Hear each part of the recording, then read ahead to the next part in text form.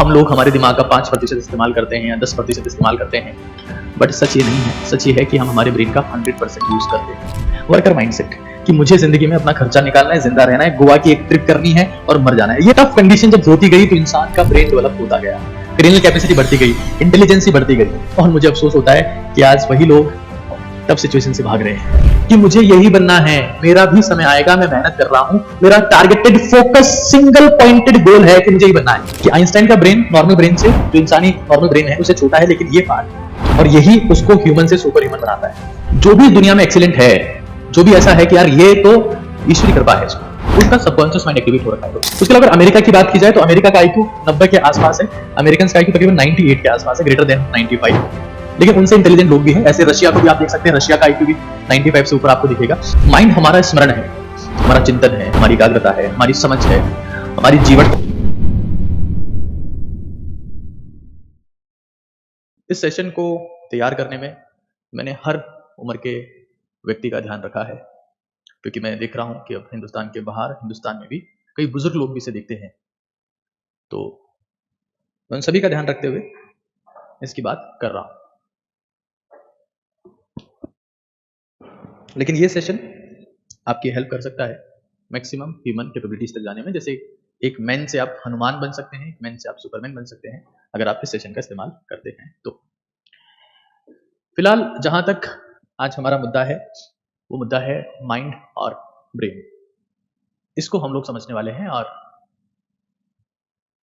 मैं चाहूंगा कि आप चीजों को नोट डाउन करते हुए प्रोसीड करें, क्योंकि आज बहुत बहुत गहन चिंतन होने वाला है। एक ऐसी बातें आप सीखने वाले हैं, ऐसी समझ आप में विकसित होने वाली है जो शायद आपकी जिंदगी हमेशा के लिए बदल दे। आज हमारे पास में बहुत पावरफुल कंटेंट है, जिसमें हम लोग कंट्रीज का आईक्यू मेजर करने वाले हैं। उसके अलावा बहुत सारी रिसर्च के साथ में मैं आपके सामने कंटेंट को रिप्रेजेंट करने वाला हूं। ये मैं आउटव्यू आपको दे देता हूं। ये सब आज हम लोग डिस्कस करने वाले हैं। खैर, ब्रेन और माइंड को समझने की शुरुआत करते हैं। तो होपफुली आप सभी लोग एक्साइटेड होंगे और इस सेशन को रील्स की तरह ट्रीट ना करें। अगर आपको लगता है कि रील्स से आपको सब ज्ञान मिल जाता है तो उस केस में आप ये सेशन छोड़ सकते हैं, क्योंकि मुझे इस सेशन को तैयार करने में 30 दिन का समय लगा है। आप चाहें कि मैं 3 मिनट में आपको समझा दूं, वो संभव नहीं होगा। ब्रेन और माइंड की हम लोग बात करने वाले हैं। थोड़ा सा इसको मैं ठीक कर लेता हूं, इसको मैं ब्रेन और माइंड की जगह माइंड और ब्रेन लिखता हूं तो ज्यादा ठीक रहेगा। Mind and brain. 90% लोग ऐसे हैं जिनको शायद अभी तक इनके बीच में डिफरेंस भी नहीं पता होगा कि माइंड क्या होता है और ब्रेन क्या होता है। देखिए, ब्रेन जो है वो एक फिजिकल एग्जिस्टेंस है। भौतिकी रूप से वो एग्जिस्ट करता है। आप उसको टच कर सकते हैं, आप उसका वेट निकाल सकते हैं, आप उसका वॉल्यूम निकाल सकते हैं। ये हर चीज मेजर की जा सकती है ब्रेन वाले केस में, ठीक है ना। It has the physical existence, मतलब आप उसको टच कर सकते हैं, हाँ, वजन निकाल सकते हैं, वॉल्यूम निकाल सकते हैं। कुल मिला के बोला जाए तो ये हमारी बॉडी का हार्डवेयर है। हार्डवेयर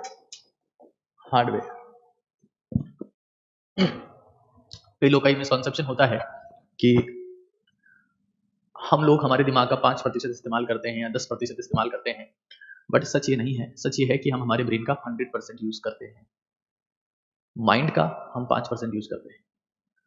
और वही मैं समझाने की कोशिश आपको कर रहा हूं। तो अगर आप इस गलतफहमी में हैं कि आपका दिमाग यानी ब्रेन वो 5% यूज होता है, तो ऐसा नहीं है, 100% इज यूज्ड। पुराने समय में कुछ मैगजीन्स ने छाप दिया था, कुछ उन मैगजीन्स को पढ़ के कुछ एक साइंटिफिक इन्फ्लुएंसर ने उस वक्त मीडिया में ऐसी बात कह दी और उसके बाद में ये भ्रांतियां फैल गई कि हम लोग हमारे ब्रेन का 5% यूज करते हैं, 10% यूज करते हैं। ये सब मिसकॉन्सेप्शन है, सच्चाई नहीं है, ठीक है ना। ये 5-10% वाली बातें जो है कि 5% 10% ये प्योर मिसकॉन्सेप्शन है, भ्रामक जानकारी है। आप इन सब तथ्यों से दूर रहें। माइंड के साथ में ऐसा नहीं है। माइंड जो है ना वो हमारे पास में फिजिकली एग्जिस्ट नहीं करता, इट हैज सॉफ्टवेयर। माइंड आपके पास में सॉफ्टवेयर है, माइंड सॉफ्टवेयर। मैंने बोला ब्रेन हार्डवेयर है, माइंड सॉफ्टवेयर है। और इस सॉफ्टवेयर की सबसे बड़ी बात यह है कि इसका अपग्रेडेशन पॉसिबल है, मतलब इसको बेहतर कर सकते हैं। Upgradation is possible. Mind is software और माइंड हमारा स्मरण है। हमारा चिंतन है, हमारी एकाग्रता है, हमारी समझ है, हमारी जीवटता है, हमारी शक्ति है, हमारा आत्मविश्वास है। माइंड हमारा ध्यान है, हमारी एकाग्रता है। तो हमें यह समझना पड़ेगा दैट माइंड जो है is a software, mind is about psychology. Mind is about psychology. जब आप माइंड की बात करते हैं तो आप साइकोलॉजी की बात करते हैं। Mind is psychological term, brain is neurological term. तंत्रिका विज्ञान की बात है। Brain is neurological. न्यूरोलॉजिकल यानी कि तंत्रिका विज्ञान की जब बात करते हैं तो हम ब्रेन की बात करते हैं।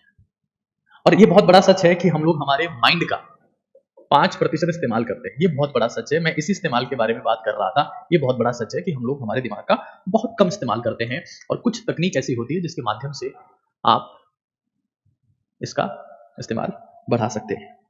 तो मैं फिर आपको बता दे रहा हूं कि आपकी मेमोरी यानी आपकी स्मरण शक्ति, आपकी चिंतन की क्षमता, आपकी एकाग्रता, आपका ध्यान यानी आपका फोकस, आपका कंसंट्रेशन, आपकी मेमोरी, ये सब माइंड है। देखो ये आपको जेनेटिक्स में मिलता है, ये आपको जीन में मिलता है, ब्रेन आपको जीन में मिला हुआ है। माइंड कल्टीवेट होता है। अगर आप खुद के ब्रेन को ठीक करना चाहते हैं तो, क्योंकि मैंने बोला कि इसका फिजिकल एग्जिस्टेंस होता है, तो उसके ठीक करने के रास्ते भी फिजिकली है। ठीक है ना? ये मैं बेसिक आइडिया दे रहा हूं, बेसिक इंट्रोडक्शन बता रहा हूं आपको आगे की चीजें समझने के लिए, ताकि आप अपनी जिंदगी में चाहे जिस प्रोफेशन में जाएं, चाहे जिस फील्ड में जाएं, माँ बाप बनेंगे, समाज के जिम्मेदार नागरिक बनेंगे, देश के योग्य युवा बनेंगे, देश के जिम्मेदार नागरिक बनेंगे, तो आप दुनिया को समझा पाए कि हम किस रास्ते पर जा रहे हैं।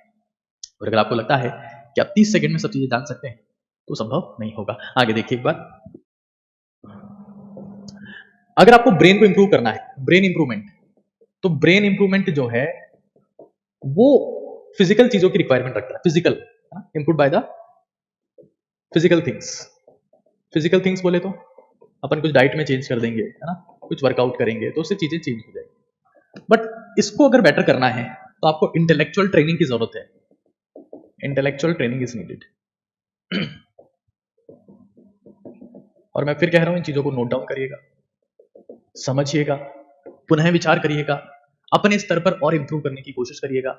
मेरा काम आपका रास्ता दिखाने का है। उस रास्ते पर चलने की जिम्मेदारी, जज्बा, समर्पण और त्याग और बलिदान की भावना आप में होनी चाहिए। चीजों को समझिए। माइंड और ब्रेन, जब तक हम समझेंगे नहीं, हम डायरेक्ट इस्तेमाल की बात करते हैं। जब तक आप समझेंगे नहीं कि चीजें काम कैसे करती है, तो आप कभी इनका बेहतर इस्तेमाल नहीं कर पाएंगे। AK-47 को डायरेक्ट ट्रिगर दबाना अगर आप सीख लिया तो आपको AK-47 चलाना नहीं आती है। उसकी स्ट्रक्चर कैसी है, उसकी डिजाइन कैसी है, खराब होने पर क्या करते हैं, बेस्ट यूज कैसे कर सकते हैं उसको, और कई चीजें होती है। क्या तो होपफुली ये बेसिक जो डिफरेंस है ये आपको समझ में आया होगा। अगर आपको ब्रेन को एक्टिवेट करना है तो फिजिकल थिंग्स से होगा, it can be diet, it can be workout. लेकिन अगर आपको माइंड को इंप्रूव करना है तो इंटेलेक्चुअल ट्रेनिंग की जरूरत होती है। उस इंटेलेक्चुअल ट्रेनिंग की बात मैं करूंगा, ब्रेन इंप्रूवमेंट की बात करूंगा। मैं आज के टॉपिक्स आपको बता देता हूं। ये आज के हमारे टॉपिक्स हैं, conscious versus subconscious mind, IQ, EQ, SQ, AQ, CQ, MQ, wisdom, intelligence, cleverness, Einstein brain versus normal brain, IQ can be increase, food choices, stress, anxiety, depression और मेंटल हेल्थ। तो मुद्दा काफी बड़ा है।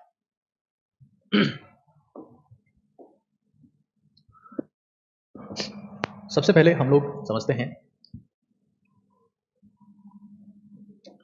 माइंड की बात हम लोग कर रहे हैं, और माइंड में सबसे पहले हम समझ रहे हैं कॉन्शियस माइंड। कॉन्शियस माइंड यानी कि चेतन मन। चेतन मन। दूसरा हमारे पास में है subconscious mind. Subconscious mind, subconscious mind यानी कि अवचेतन मन। मैं आपको फिर कह रहा हूं, आप अगर जिंदगी में कुछ वो करना चाहते हैं जो आपसे आज तक नहीं हुआ है, तभी ये सेशन आपके लिए है। अगर आपकी जिंदगी में मोबाइल फोन का इस्तेमाल सिर्फ कच्चा बादाम का डांस देखना है तो आपको वीडियो नहीं देखना चाहिए। कॉन्शियस माइंड है, सबकॉन्शियस माइंड हमारे पास में, और वन बाय वन हम इनको समझेंगे। उसके बाद हम लोग ब्रेन की बात करेंगे, ब्रेन डेवलपमेंट की बात करेंगे, फंक्शनलिटी की बात करेंगे, ब्रेन क्वेश्चन की बात करेंगे। ये मुद्दे हमारे पास में डिस्कस करने के लिए।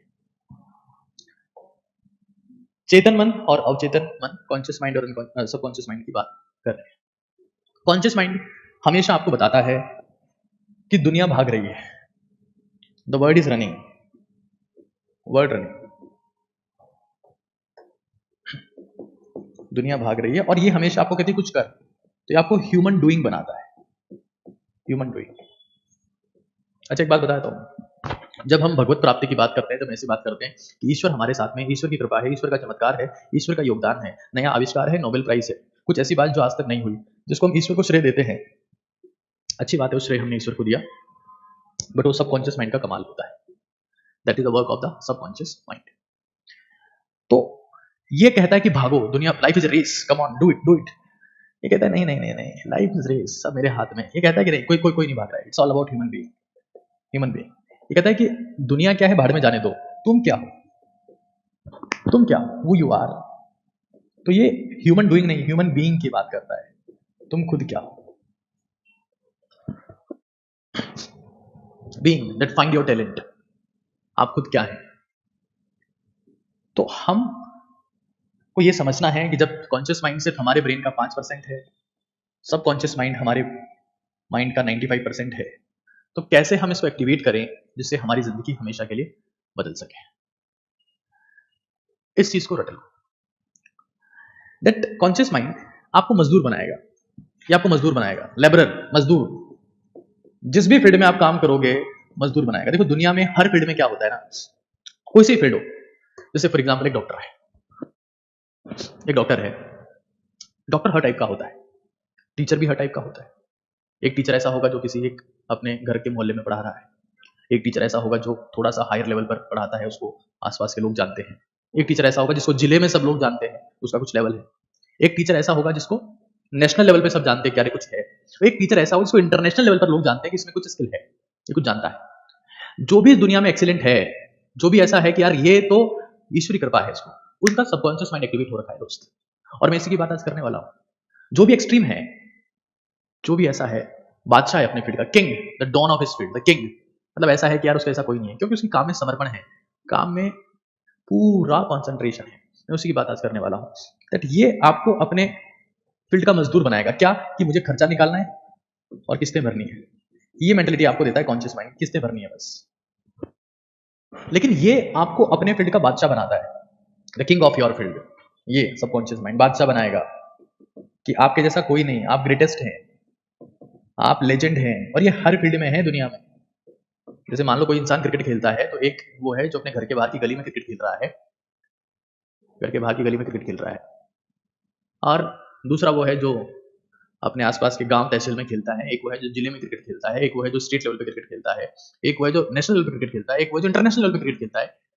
ये डिफरेंस है, इनमें कुछ ना कुछ एक्टिवेशन का डिफरेंस है, ये थॉट प्रोसेस का डिफरेंस है, स्किल का डिफरेंस है, थॉट प्रोसेस का डिफरेंस है। एक ने मान रखा है कि मुझे आगे बढ़ना है, वो क्या डिफरेंस है वो मैं आपको समझा रहा हूं। तो अब हमें समझना है कि क्या है ये सबकॉन्शियस माइंड, कॉन्शियस माइंड। ये कहता है, देखो कॉन्शियस माइंड, सबकॉन्शियस माइंड पे बहुत सारी किताबें लिखी गई, लेकिन शायद ही कोई किताब को समझा पाई, और मैं वही चीजें बहुत सिंपल फॉर्मेट में आपको समझाने की कोशिश कर रहा हूं। कॉन्शियस माइंड कहता है कि सक्सेस अर्जेंसी, सक्सेस अर्जेंसी, जल्दी सक्सीड होना है, जल्दी जल्दी कुछ ना कुछ करो। जैसे बोलेगा कि भाई भैंस दूध देती है, दूध से अपन दही जमाते हैं, दही को भिगोते हैं, घी निकालते हैं, क्यों ना भैंस से सीधा घी निकाल ले, अमीर बन जाएंगे, भैंस सीधा घी दे रही है। ऐसे आपको फुलिश आइडियाज देगा ना, जो दुनिया में काम ही नहीं कर रहे हैं। ये काम कॉन्शियस माइंड का है, अर्जेंसी, जल्दी करो, फुलिश आइडियाज देगा, बिल्कुल बेकार आइडियाज, उनका काम ही नहीं करते, भैंस से घी निकाल लो सीधा, है ना, नॉन एग्जीक्यूटिव आइडियाज। जैसे एक टाइम ऐसा था, क्षमा करिएगा मुझे, बट मैं वो यूज कर रहा हूँ, मैं किसी पॉलिटिकल पार्टी अगेंस्ट नहीं हूँ। राजीव गांधी ने कहा था कि अगर लाल मिर्च बहुत महंगी बिकती है, लाल मिर्च अगर बहुत महंगी बिकती है, तो किसान हरी मिर्च क्यों बोते हैं, सीधी लाल ही उगा ले। अब उन्हें कौन समझाए कि पहले जब उगाते हैं तब हरी होती है, समय के साथ साथ में लाल होती है। तो ऐसी बातें ये आपको परोसता है, भैंस से सीधा घी निकाल लो। इसका ये गोल है कि जल्दी पैसा कैसे बनाया जाए, और ये लोग मजदूर बन के मर जाते हैं। आपको पता है ना, इस दुनिया में सबसे जल्दी पैसा मजदूर को मिलता है। कोई भी इंसान मजदूरी करता है, उसको हर शाम को पैसा मिल जाएगा।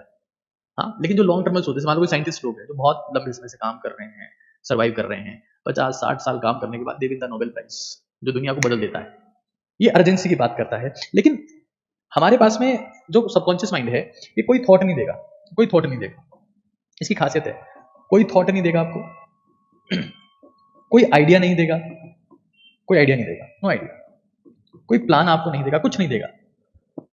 लेकिन जो आप सोचेंगे उसको सच कर दिखाएगा और फिर आप कहेंगे कि आपको भगवत प्राप्ति हो गई है, आपको ईश्वर मिल गया है, लेकिन सच में वो खेल आपके सबकॉन्शियस माइंड ने किया था। अब मैं आपको चीजें समझाने वाला हूं, है ना। ये कोई थॉट नहीं देता है, कोई आइडिया नहीं देता है, कोई प्लान नहीं देता है। जो सोचा, ये सिर्फ सोच को सच में बदलता है, सोच को सच में। That is your subconscious mind. सोच को सच में, what ever you think it will make it true. इसको फर्क नहीं पड़ता कि आपने क्या सोचा, लेकिन जो भी सोचा वो घटिया से घटिया हो सकता है। कि आपने सोचा कि मुझे टीबी हो जाएगी, उसको भी सच बदल देगा। हाँ, और आपने सोचा कि मैं दुनिया में सबसे पावरफुल बन गया, उसको भी सच कर देगा।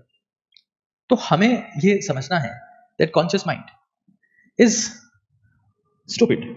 ये आपसे कहेगा देख तू बेवकूफ है, तू रेस हार रहा है, you are losing race, you are losing race, you are loser, you are loser, तू खत्म है, तू हारा हुआ है, तेरी कोई औकात नहीं है। लेकिन ये कहता है कि नहीं नहीं नहीं नहीं, you are God, you are godly, तुम भगवान का अंश हो, तुम ईश्वर हो, तुम अमेजिंग हो, तुम बेस्ट हो। ये इसकी मेंटेलिटी है, सबकॉन्शियस माइंड।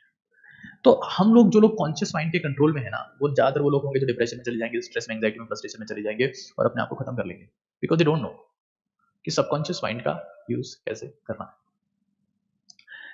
5% है कॉन्शियस माइंड, लेकिन 99% लोग इसी दिमाग के साथ में जीते हैं और इसी के साथ में मर जाते हैं।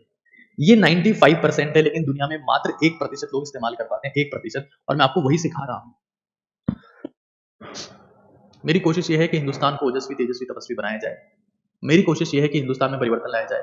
मुझे पता है कि यही सब चीजें करने के लोग लाखों रुपए लेते हैं। I am doing all this free, क्योंकि मुझे दुनिया में बदलाव लाना है, हिंदुस्तान को बदलना है। चीजों को ध्यान से समझिए।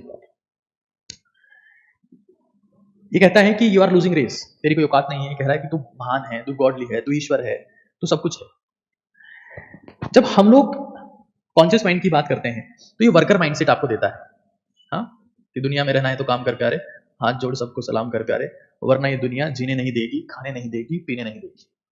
दुनिया में रहना है तो काम कर प्यारे, हाथ जोड़ सबको सलाम कर प्यारे। वर्कर माइंडसेट कि मुझे जिंदगी में अपना खर्चा निकालना है, जिंदा रहना है, गोवा की एक ट्रिप करनी है और मर जाना है। ये नहीं करेंगे ये लोग।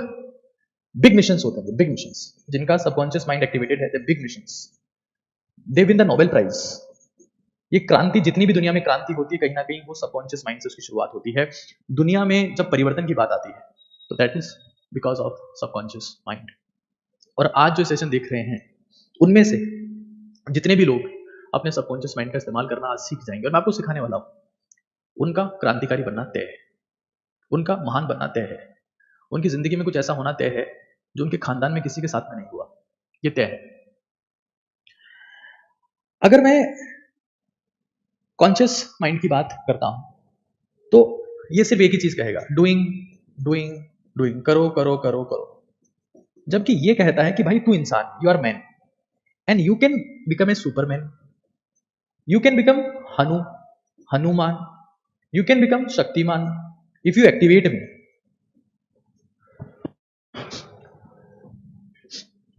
राम जी की सहायता करने के लिए जब कोई नहीं था तो हनुमान जी लंका गए। That was the power of subconscious mind. जो पहले डीएक्टिवेटेड थी वो एक्टिवेटेड हो गई। That was the power of subconscious mind. Conscious mind ये आपको जो होते हैं ना अपनी औकात में रहे, ये वो लोग होते हैं जो दूसरों को भी कहते हैं अपनी औकात में रहे और खुद भी अपनी औकात में रह जाते हैं। और सिर्फ 1% लोग अपने सबकॉन्शियस माइंड की पावर को पहचान पाएंगे, जिसको आप भक्ति कहते हो, प्रार्थना कहते हो, अरदास कहते हो, नमाज कहते हो, जो कुछ भी कहते हो, वो मैं आपको कनेक्ट करके बता रहा हूं कि भक्ति और साइकोलॉजी कैसे कनेक्टेड है। कैसे आपको कुछ ऐसे रास्ते बताए गए हैं जिसके थ्रू आप अपने सबकॉन्शियस माइंड को एक्टिवेट कर लेते हैं। कॉन्शियस माइंड क्या करेगा, कुछ थॉट्स को क्रिएट करेगा कि यार चलो भाइयों गोवा चलते हैं, है ना। Create the thoughts, create thoughts कि भाई गोवा चलते हैं, गोवा चलते हैं। और थॉट क्रिएट करेगा, कैंसिल करेगा, नहीं नहीं गोवा की ट्रिप नहीं हो पाएगी, नहीं नहीं नहीं, पापा ने मना कर दिया, नहीं नहीं हमारी औकात नहीं है, नहीं नहीं cancel cancel, Goa cancel. Subconscious mind ऐसा नहीं करेगा, ये कलेक्टिव इंटेलिजेंस का यूज करेगा और कलेक्टिव इंटेलिजेंस का यूज करते हुए उस प्लान को पॉसिबल बनाएगा कि भाई कैसे गोवा के बारे में सोचा तो कैसे प्लानिंग की जाए, but you must know how to activate this. और मैं ऐसे घटिया तरीके आपको नहीं बताऊंगा एक्टिवेशन के, I will tell you the truth. तो हमें ये समझना है दैट कलेक्टिव इंटेलिजेंस का इस्तेमाल करता है सबकॉन्शियस माइंड और उसको पॉसिबल बनाता है। मैं आपको फिर कह रहा हूं कि जिन लोगों ने अपने सबकॉन्शियस माइंड को एक्टिवेट किया है, वही लोग अपनी जिंदगी में आविष्कार करते हैं, चमत्कार करते हैं और कुछ ऐसा करते हैं जो आज तक नहीं हुआ है। एक और इंटरेस्टिंग बात है, सबकॉन्शियस माइंड और कॉन्शियस माइंड। कॉन्शियस माइंड तब चलता है जब आप अवेक है, आप जग रहे हैं, when you are not sleeping, awake. लेकिन सबकॉन्शियस माइंड कब काम करता है? How to activate the subconscious mind? क्या आप इसके बारे में जानना चाहते हैं? क्या आप ईश्वर से सीधा कनेक्ट करना चाहते हैं? क्या आपको गॉडली पावर से सीधा जुड़ना चाहते हैं जिससे आपकी जिंदगी में वो सब चीजें होने लग जाए जिसकी आपने कभी कल्पना नहीं की थी? तो I am gonna tell you, knowing your subconscious mind is knowing your potential. That is very important. इस बात को समझ लीजिएगा आप लोग, that if you know your subconscious mind, you know your true potential, कि तुम्हारी औकात क्या है, वरना दुनिया तुम्हारी औकात डिसाइड करती रहेगी दोस्त। This is true potential. दुनिया बोलेगी नहीं, तेरी औकात चपरासी बनने की है। But once you know the true potential, you activate your subconscious mind and you become something legend.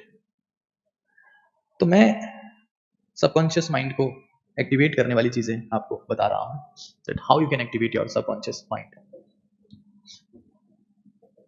Activation of subconscious mind, SCM, इसको हम कैसे एक्टिवेट कर सकते हैं? ध्यान से समझिए, नोट डाउन करिए। मैं कई बार अगर मैं सिर्फ चीजें चिल्ला चिल्ला के बोलूंगा तो उससे कुछ फर्क नहीं पड़ेगा। ये वो कंटेंट है जो आपकी जिंदगी को हमेशा के लिए बदल सकता है। सबकॉन्शियस माइंड को एक्टिवेट कैसे करें? सबसे पहली जरूरत है अपने चेतन मन को शांत करना है। अपने चेतन मन को शांत करना है। एक ही माइंड काम कर सकता है, या तो कॉन्शियस या सबकॉन्शियस। अगर आप खुद के कॉन्शियस माइंड को, क्योंकि कॉन्शियस माइंड हमेशा आपके दिमाग में कुछ ना कुछ अंधाधुंध विचार फेंकता रहेगा, अगर आप खुद के कॉन्शियस माइंड को शांत नहीं कर सकते तो आप कभी भी खुद के सबकॉन्शियस माइंड को एक्टिवेट नहीं कर पाएंगे। और यही काम मेडिटेशन करता है। कई बार हम बातें करते हैं ना कि यार मेडिटेशन से ये हो गया, मेडिटेशन से वो हो गया। When you are doing meditation, इसके मैं एक पूरा सेशन ले चुका हूं, that activates your subconscious mind. और शायद बहुत सारे लोगों ने उस सेशन को देखा है। Being calm is the first and the most important thing when we talk about subconscious mind. एक इंपॉर्टेंट पहलू है नाम जप करना। नाम जप करना।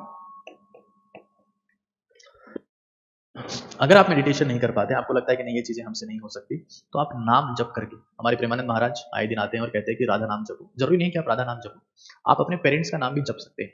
मैं सच कह रहा हूं, आपके पेरेंट्स के नाम में, आपके पिता के नाम में उतनी ताकत है जितनी कि राम में थी, और आपके माता के नाम में उतनी ताकत है जितनी कि राधा में थी। आप एक बार करिए और पूरी शांति से। जैसे मेरी माता जी का नाम हेमलता है, तो मैं कहता हूँ हे मलता। मैं मात्रा पे भी ध्यान दे रहा हूँ और हर चीज पे फोकस करते हुए नाम ले रहा हूँ। इससे मेरा कॉन्शियस माइंड सिर्फ एक चीज में कॉन्सेंट्रेट हो रहा है और बाकी सब थॉट्स गायब हो रहे हैं।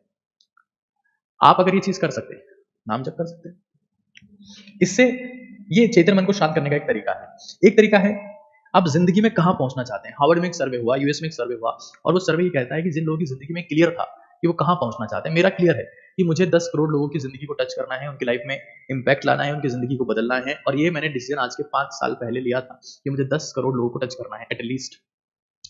अगर आपकी जिंदगी में विजन बोर्ड है, मुझे कहां पहुंचना है, आपका विजन क्लियर है कि मुझे न्यूरोसर्जन बनना है, मुझे 10,000 लोगों के हार्ट का ऑपरेशन करना है, मुझे IAS बनना है, मुझे पॉलिटिशियन बनना है, मुझे आर्मी में जाना है, मुझे रोनाल्डो जैसा बनना है, मुझे समाज का एक जिम्मेदार नागरिक बनना है, मुझे बुजुर्ग होने पर अपने आसपास की जनता को जागरूक करना है, उनको जिंदगी के बारे में समझाना है, मुझे सिर्फ कुछ नहीं करना, जो बेसहारा है, जो असहाय है, जो कमजोर है, जो गरीब है, उनकी मदद करनी है। एक मिशन आपका क्लियर होना चाहिए। जब मिशन आपका क्लियर हो जाता है तो सबकॉन्शियस माइंड आपको आइडियाज देने लगता है। और ये हवा में नहीं होना चाहिए, इट मस्ट बी रिटन, लिखा हुआ होना चाहिए।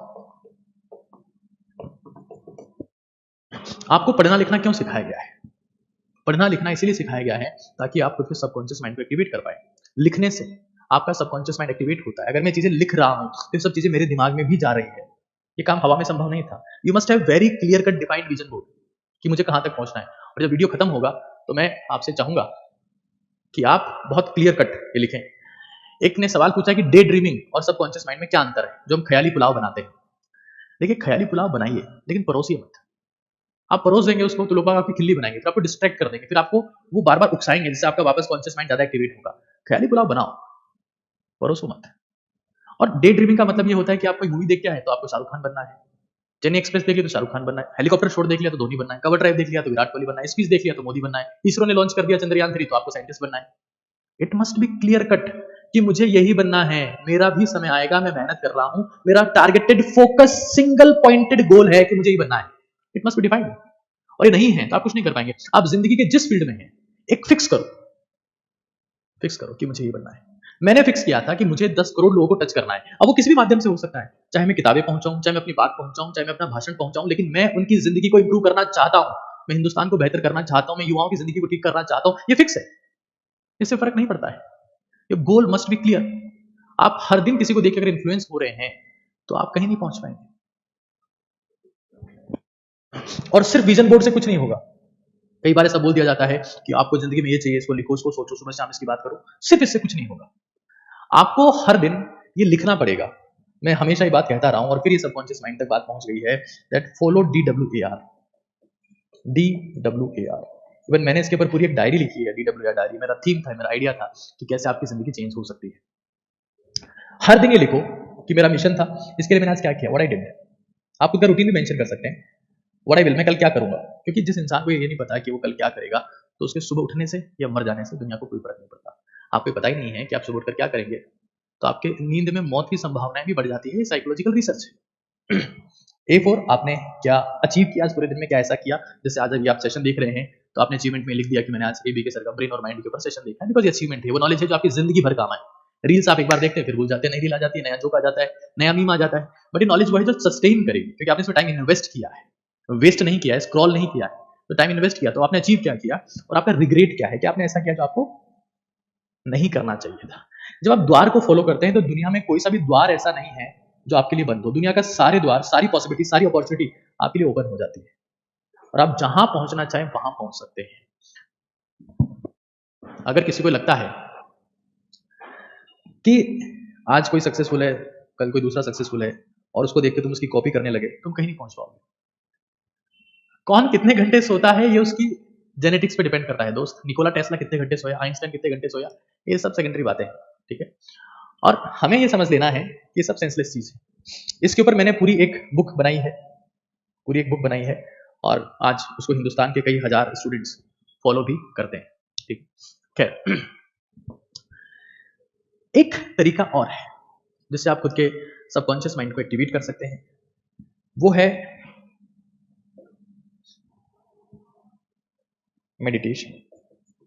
बिकॉज ये आपको थॉटलेस बनाता है। जैसे आप थॉटलेस होते हैं, आप शांत होते हैं तो आप अपने सबकॉन्शियस माइंड को एक्टिवेट कर रहे होते हैं। आप अपनी जिंदगी में आप महसूस करते हैं कि आपकी लाइफ में चमत्कार होना शुरू हो जाते हैं। मैं हमेशा कहता रहा हूं, महेंद्र सिंह धोनी की क्रिकेटिंग स्किल्स विराट कोहली से बहुत कम है, बट फिर भी धोनी के पास में चैंपियनशिप ट्रॉफी है, T20 ट्रॉफी है, 50 ओवर्स वर्ल्ड कप ट्रॉफी है। क्यों? क्योंकि इंसान शांत है। और जैसे ही आप शांत हो जाते हैं तो आप जिंदगी में एक्सट्रीम तक पहुंच जाते हैं। शांत होना ही सबसे पहली शर्त है। देखो एक बात याद रखें, अगर मान लो कोई एक मूर्ति बेचने वाला है जो मूर्ति बेच रहा है, ठीक है।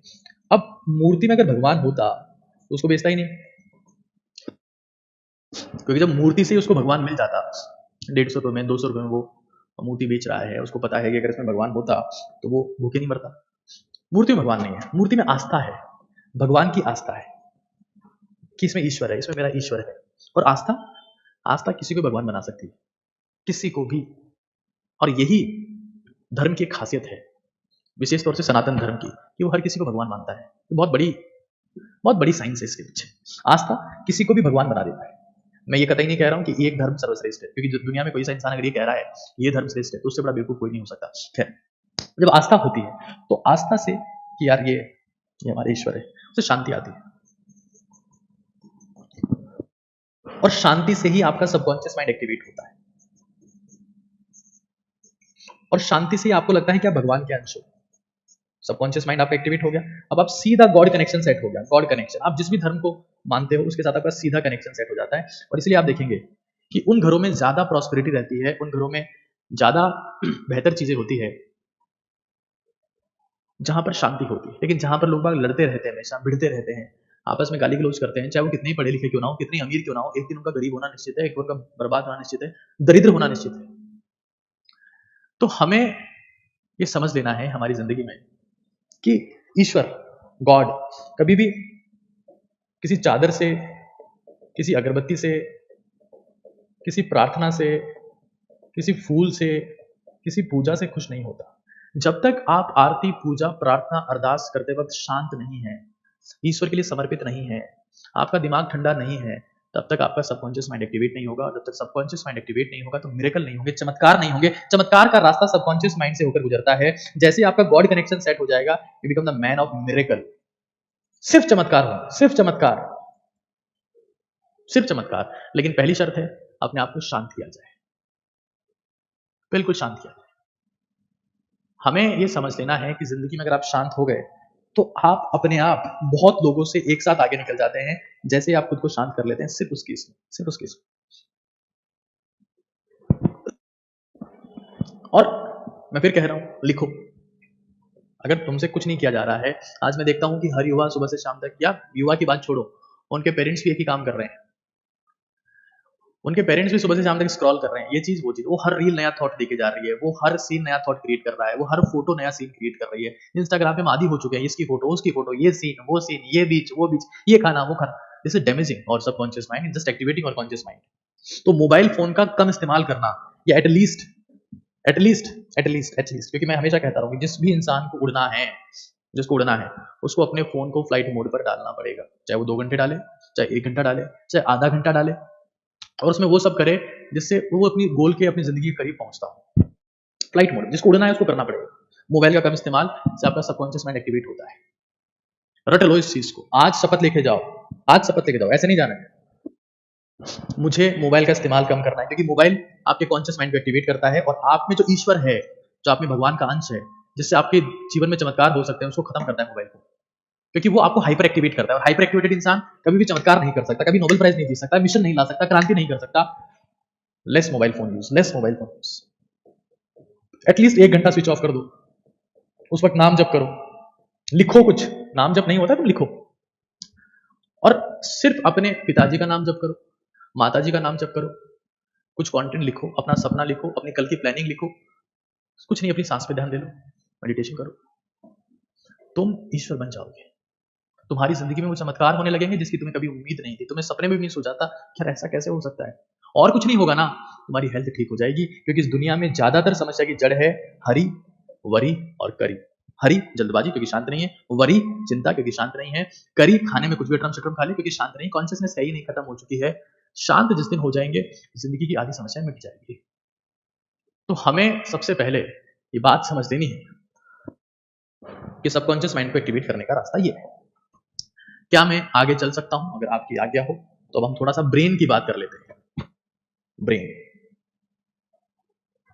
Brain development, brain development. और फिर मैं कुछ क्वेश्चंस की बात करूंगा, कुछ क्वेश्चंस जहां से सेशन इंटरेस्टिंग होना शुरू होगा, और कुछ फंक्शनलिटी इंप्रूवमेंट की, ब्रेन की फंक्शनलिटी कैसे इंप्रूव हो सकती है, उसकी बातें हम लोग करेंगे। Brain development. देखो, मैं फिर एक और बात कह देता हूं आप लोगों को, दैट एक चीज रट लेना कि हमारे दिमाग में डेली बेसिस पर हमारा जो कॉन्शियस ब्रेन है, जिसके बारे में कह रहा था कि वो आपको घटिया आइडियाज देगा, फुलिश आइडियाज देगा, जल्दी पैसा कमाने की स्कीम देगा, करो करो करो, लाइफ इज रेस, भागो दौड़ो। आपके दिमाग में डेली बेसिस पर, लिख लेना इस चीज को, 70,000 थॉट आते, 70,000, और उसमें से 50,000 नेगेटिव होते हैं। लेकिन अगर आप ये काम करते हैं तो आप उन 50,000 थॉट्स को रिड्यूस करते करते करते करते करते 10,000 पे भी ले गए तो आपकी बहुत सारी ऊर्जा, आपकी बहुत सारी चिंता, आपकी बहुत सारी एंजाइटी, बहुत सारा फ्रस्ट्रेशन, डिप्रेशन खत्म हो जाएगा। आप प्रेजेंट में रहकर फोकस होकर काम कर पाएंगे, और उसी वक्त आपकी जिंदगी में चमत्कार होना शुरू हो जाता है। सबकॉन्शियस माइंड को एक्टिवेट करने का मतलब यह है कि आपकी कॉन्शियस माइंड की जो नेगेटिविटी है उसको एलिमिनेट करना है। जितने भी आपके सवाल आप बीच में पूछते हैं, मैं उनके जवाब लास्ट में दूंगा, आप चाहे कितना भी पूछ लीजिए। मैं फोकस्ड होकर कोई सेशन लेता हूं, मेरी जिंदगी में समर्पण और एकाग्रता एक्सट्रीम पर है। जब मैं आपके सामने आता हूं तो मैं आपके लिए एकाग्रचित हूं, मैं बीच बीच में जवाब नहीं दूंगा, आखिर में सबके जवाब दूंगा। पूरा फोकस से चीजों को सुनिए। कॉन्शियस माइंड आपको डेली बेसिस पर 70,000 थॉट देता है, 70,000, जिसमें से 50,000 नेगेटिव है, 50,000 नेगेटिव, और वो ऐसे थॉट्स हैं जो आपको खाए जा रहे हैं। आप खाना खा रहे हैं, पच नहीं रहा है, बॉडी बन नहीं रही है, दिमाग काम नहीं कर रहा है, सिर्फ फ्रस्ट्रेशन, सिर्फ स्ट्रेस, सिर्फ फ्यूचर की चिंता, सिर्फ पास्ट का टेंशन की मेरा ब्रेकअप हो गया, मेरे साथ ये हो गया, मेरे साथ वो हो गया, मेरे घर वालों ने मेरा साथ नहीं दिया, मेरी औलाद किसी काम की नहीं, मेरी औलाद निकम्मी है, मेरा भविष्य का क्या होगा, बीमारी होगी तो क्या होगा, मेरा इंश्योरेंस कहाँ है, पता नहीं, जमाने भर की चीजें। शांत नहीं है। कुछ लोग ऐसे जिनके पास में बहुत कुछ है, फिर भी चिंता में है, हमेशा टेंशन में है, शांति उनकी जिंदगी में बची ही नहीं, बिकॉज उनका कॉन्शियस माइंड एक्टिवेट हो रखा है और सबकॉन्शियस माइंड खत्म है। लेकिन कुछ लोग ऐसे जिनके पास में कुछ नहीं है, वो फिर भी सुपर शांत है और उनके साथ में कुछ नेगेटिव होता भी नहीं है, because they have connected with the god. ईश्वर के साथ में उनका कनेक्शन है। खैर, ब्रेन डेवलपमेंट की कुछ बातें करते हैं। ब्रेन डेवलपमेंट कैसे हुआ, क्या हुआ, ब्रेन क्या है, उसको समझते हैं हम लोग वन बाय वन, और फिर चीजें आगे प्रोसीड करते हैं। देखिए, एक बहुत इंटरेस्टिंग बात मैं आपको बता देता हूं। ये कुछ ब्रेन्स हैं, यहां आप देख सकते हैं। कैपिबरा एक प्राइमेट चूहा है, उसका ब्रेन है 48 ग्राम के आसपास का होता है। मकाका रीसस एक बंदर है, रीसस मकाका, 698 ग्राम का उसका ब्रेन होता है, सॉरी 69 ग्राम का, 69.8 ग्राम का, माफ करिएगा। गोरिल्ला होता है 377 ग्राम का उसका ब्रेन है। ये ह्यूमन ब्रेन है जो तकरीबन 1232 ग्राम का होता है। आजकल के इंसानों का जो ब्रेन है, ये एवरेज निकाला गया है दुनिया की। हाँ, अभी लोग फिर वही बात आगे कि गुरु बताते हैं कि 84,000 विचार आते हैं, 50,000 से या 60,000 से 80,000 के बीच में विचार आते हैं on the basis of the activation of your brain. 70,000 में एवरेज ले लिया है ना। और ये नॉन प्राइमेट एलिफेंट है, एलिफेंट जिसका माथा 2848 ग्राम का है, यानी सबसे भारी है। तकरीबन 3 किलो का ब्रेन है इसका, हाथी का सबसे भारी है। लेकिन ब्रेन कितना बड़ा है, कितना मोटा है, उससे फर्क नहीं पड़ता। नंबर ऑफ न्यूरॉन्स मैटर करते हैं। यहाँ पर 16.3 बिलियन न्यूरॉन्स है और यहाँ न्यूरॉन्स काफी कम है। हाथी में आप देख रहे हैं 5.59 बिलियन न्यूरॉन्स है। इंपॉर्टेंट चीज ये है कि सिर्फ न्यूरॉन का भी खेल नहीं है। तो आप ये कह सकते हैं कि सर, दो इंसान जिनमें सेम नंबर ऑफ न्यूरॉन्स हैं, उनकी इंटेलिजेंस डिफरेंट कैसे है? तो that is because of neuroplasticity, integration of the neurons, pathways बनते हैं, उसके ऊपर चर्चा करेंगे। लेकिन मैंने कुछ बेसिक आइडिया आपको दिया है किस तरीके से चीजें चलती है। फिर यहां समझिए,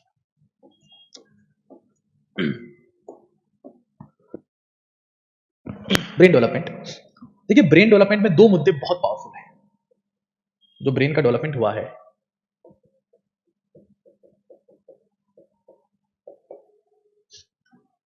एक इंसान की वैरायटी है जिसको हम कहते हैं होमो इरेक्टस। होमो इरेक्टस, होमो इरेक्टस, और एक है फूड। अगर आप एंथ्रोपोलॉजी पढ़ेंगे या आप ह्यूमन इवोल्यूशन पढ़ेंगे तो आप ये देखेंगे कि पहले जब इंसान के पूर्वज 4 पैरों पे चलते थे, मतलब उनके हाथ भी नीचे टिके रहते थे और पैर तो ऑब्वियस सी बात है टिके हुए हैं, तो उस वक्त ब्रेन का इतना फास्ट डेवलपमेंट नहीं होता था। लेकिन समय के साथ साथ में ऐसा हुआ, पहले हाथों का यूज चलने में कम हुआ। पहले इंसान झुक के चलता था, फिर धीरे धीरे भाई पहले नीचे चल रहा है, फिर समय के साथ हाथ ऊपर उठ गए, झुक के चलने लगा, फिर धीरे धीरे बिल्कुल सीधा हो गया। इरेक्टस मतलब होता है सीधा खड़े होना। ये सीधा खड़े होने वाला इंसान है होमो इरेक्टस, सीधा खड़ा हुआ। और जब ये सीधा खड़ा हुआ तो जब 4 चीजें, 2 हाथ 2 पैर, जो एनर्जी कंज्यूम कर रहे थे चलने में, उससे कम एनर्जी कंज्यूम होने लगी और वो जो एनर्जी बच गई थी उससे ब्रेन डेवलपमेंट होने लगा। आप ये देखेंगे कि इंसान का brain development, cranial capacity development, खोपड़ी का डेवलपमेंट होमो इरेक्टस के बाद में बहुत तेजी से हुआ, स्पीड अप बहुत तेजी से होने लगा। क्यों? क्योंकि अब 2 पैर ही एनर्जी कंज्यूम कर रहे थे और इंसान तेजी से चल पा रहा था। एनर्जी का बहुत बड़ा रोल है ब्रेन को डेवलप करने में, एक चीज। दूसरी बात, पैदल चलना उतना ही जरूरी है। आप पैदल चल रहे हैं अगर, तो भी आपकी लेग की मसल्स आपकी खोपड़ी तक ब्लड पहुंचाती है। खैर, उसकी चर्चा अपन आगे करेंगे। एक फूड है,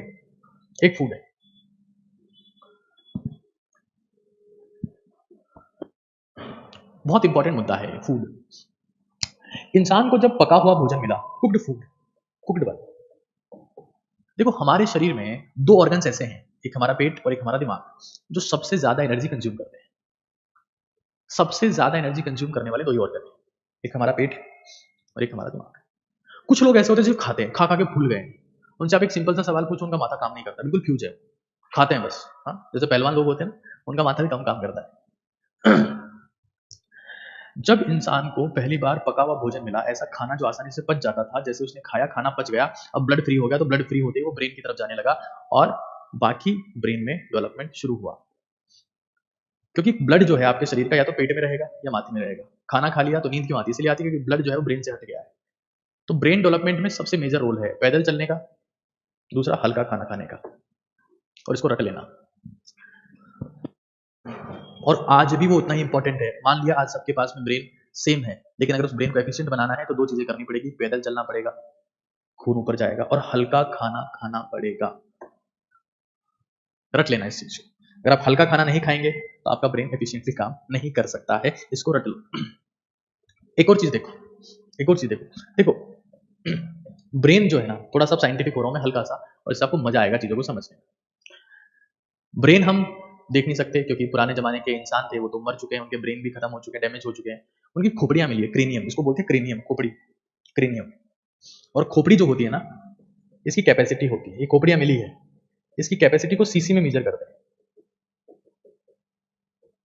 क्रेनियल कैपेसिटी को वॉल्यूम में मेजर करते हैं, उसको भी सीसी बोलते हैं। सीसी मतलब सेंटीमीटर क्यूब, मतलब 1 ml। जैसे मान लो ये बोला हमने किसी की खोपड़ी 1200 सीसी की है, मतलब कितने ml की है? 1200 ml। मतलब ऐसा दिमाग जिसका वॉल्यूम 1200 ml के आसपास है, वो इस खोपड़ी में समा सकता है। शांति से समझिएगा चीजों को एक बार। ये एक बहुत मेजर चीज है जो आपको समझना जरूरी है। ये एक आप ग्राफ देखिए, ये यहां पर ब्रेन गैस वॉल्यूम दिया हुआ है, मतलब खोपड़ी के वॉल्यूम की बात करें, खोपड़ी का वॉल्यूम है। जितना खोपड़ी का वॉल्यूम होगा उतना ही तेज होगा इंसान। लिख लेना, मोटे माथे का जिसका माथा बड़ा होता है ना, कहते हैं ना, सर बड़ा सरदार का, पैर बड़ा गंवार का। अगर आपका खोपड़ी का वॉल्यूम ज्यादा है तो उसमें बड़ा ब्रेन आएगा, और बड़ा ब्रेन आएगा तो वो फास्ट काम करेगा। बिल्कुल वैसा ही जैसे सुपर कंप्यूटर्स बहुत बड़े होते हैं, कैलकुलेटर छोटा सा होता है। हाँ, सुपर कंप्यूटर बहुत बड़ा होता है, उसकी प्रोसेसिंग पावर बहुत ज्यादा है, लेकिन कैलकुलेटर के पास में प्रोसेसिंग पावर नहीं है। ठीक है, हुआ क्या, एक जना पूछ रहा है, सर आप भी तो पहलवान है। देखो भाई, मैं खाना, फूड, मतलब ये मेरा खाना, ये डाइल्यूट फॉर्म में मेरा खाना रहता है। 99% time I eat dilute food, और मेरा ये मानना है कि भाई dilute food my brain works better. और ये मैंने फील भी किया है। अगर 4 रोटी बाजरे की खा ली, दिमाग काम नहीं करेगा। अच्छा तुमने याद दिला दिया, यहां समझो, खोपड़ी का वॉल्यूम, ब्रेन ज्यादा बड़ा, फास्ट काम करेगा। 3 मिलियन साल पहले, यानी तकरीबन 30 लाख साल पहले की बात है, ये ब्रेन की कैपेसिटी थी तकरीबन 500 सीसी के आसपास, 500 सीसी के आसपास। समय के साथ साथ कैपेसिटी बढ़ने लगी। क्यों बढ़ रही है? क्योंकि क्या हो रहे हैं यहाँ पर, ये क्लाइमेट चेंजेस हो रहे हैं। आप देख रहे हो क्लाइमेट चेंजेस का ग्राफ भी बढ़ता जा रहा है, ऐसे जा रहा है यूं। और जैसे जैसे क्लाइमेट चेंज का मतलब टफ कंडीशंस हो रही है। टफ कंडीशन जब होती गई तो इंसान का ब्रेन डेवलप होता गया, क्रेनियल कैपेसिटी बढ़ती गई, इंटेलिजेंसी बढ़ती गई। और मुझे अफसोस होता है कि आज वही लोग टफ सिचुएशन से भाग रहे हैं। अरे भाई, हमारे को तेज दिमाग मिलने में टफ सिचुएशंस का बहुत बड़ा रोल है, बहुत बड़ा रोल है। और टफ सिचुएशंस की वजह से हम इंटेलिजेंट बने। इवन ये तक देखा गया, रट लेना इस चीज को, जिसके माँ बाप ने ज्यादा संघर्ष किया होता है, उनकी औलाद ज्यादा इंटेलिजेंट होती है, क्योंकि डीएनए के पास में, ब्रेन के पास में मैसेज जाता है कि भाई हालात सही नहीं है, इनके माँ बाप संघर्ष कर रहे थे, औलाद भी संघर्ष करेगी, औलाद को ब्रिलियंट बनाओ। तो ऐसी जो औलाद है, जो अयास करते हुए माँ बाप से पैदा हुई है, जिनको ना कुछ जिंदगी में कुछ करना ही नहीं पड़ा, चांदी की चम्मच लेके पैदा हुए, उनकी औलाद भी कोई खास उखाड़ नहीं पाती इस दुनिया में। तो ये जब क्रेनियल कैपेसिटी क्यों बढ़ रही है, ये क्लाइमेट चेंजेस आ रहे हैं, संघर्ष बढ़ रहा है, खोपड़ी का वॉल्यूम बढ़ा, खोपड़ी का वॉल्यूम बढ़ा, ब्रेन बड़ा हुआ, और ये ऐसा ब्रेन था जो फास्ट काम करने लगा, तेजी से काम करने लगा। और मैं आपको बता रहा हूं कि हमारे से पहले कुछ ऐसे ह्यूमंस थे जिनका ब्रेन बहुत बड़ा था, उनका नाम था क्रोमैग्नन। वो हमारे से पहले हुआ करते थे, जिनका ब्रेन 1600 सीसी का था, मतलब 1.6 लीटर, यानी कि 1600 ml। इतना बड़ा ब्रेन था उनका, मतलब खोपड़ी का साइज, जितनी खोपड़ी का साइज होगा उतने अंदर माल होगा, माल था अंदर में, बहुत ज्यादा था वो। लेकिन दिक्कत हो गई जब ये बहुत हमसे पहले थे। ये इवोल्यूशन की शर्त क्या है? लगातार बढ़ते चलो, आगे बढ़ते चलो, तो बहुत तेज हो गए। तो अरे अल्बर्ट आइंस्टाइन वाले बच्चों यहाँ देखो, ये बीच में तुम मत बोला करो यार, थोड़ा शांति से देखा करो चीजें। अल्बर्ट आइंस्टाइन जो है ना, उसका ब्रेन जो था वो नॉर्मल ब्रेन से छोटा था, है ना। ये रिसर्च का पॉइंट बता रहा हूँ, उसको डिस्कस करेंगे अभी। The myth about the Albert Einstein brain, initially it was assumed that Albert Einstein brain was bigger in size. ठीक है ना, it is natural to assume, ये मतलब मानना स्वाभाविक है क्योंकि उसमें तेज दिमाग था। लेकिन सच्चाई ये है कि आइंस्टाइन का ब्रेन जो था वो नॉर्मल इंसान से छोटा था। Smaller than the normal brain. अब वो दिमागी रूप से क्यों तेज था, इसको अपन डिस्कस करेंगे। बेटा पहले वन बाय वन चीजों को समझते चलो, चीजों को समझोगे तो तुम्हारी जिंदगी में क्लैरिटी आएगी। 1600 सीसी क्रोमैग्नेन का हो गया भाई, दिमाग बढ़ता रहा भाई, प्रकृति को ऐसा लगा कि जिनके दिमाग तेज है वो जिंदा रह पा रहे, और बढ़ते बढ़ते बढ़ते बढ़ते खोपड़ी बहुत बढ़ा दी, क्रोमैग्नेन पहुंच गए 1600 सीसी पे। अब दिक्कत हो गई, अब होने लगा पोस्टपार्टल हेमरेज। पोस्टपार्टल हेमरेज